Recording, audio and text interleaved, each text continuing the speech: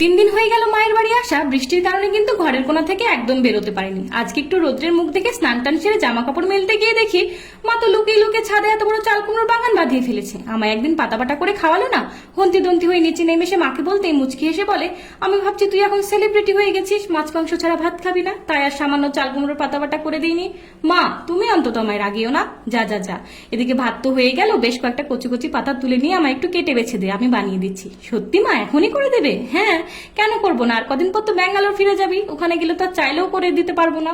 মা এদিকে বকবক করতেই থাকলো, আমি টুকটুক করে ছাদে গিয়ে পাতা ছিঁড়ে ধুয়ে বেছে মাকে দিলাম। মা কেমন করে রাজ্য একটু বলো না, আমার বন্ধুরাও তো করে খাবে নাকি। আচ্ছা বেশ, নুন কাঁচা লঙ্কা কুমড়ো পাতা গরম জলে ভাপিয়ে তেলে শুকনো লঙ্কা কালো জিরে রসুন পেঁয়াজ ভেজে সামান্য নুন হলুদ দিয়ে সেদ্ধ পাতা নিয়ে নেড়ে নেবো। তারপর ভালোভাবে জল শুকিয়ে শিলনোড়ায় বেটে দেবো। তারপর কাঁচা লঙ্কা ভাঙবো, সরিষার তেল দেবো আর গরম ভাতে মাখিয়ে খাবো।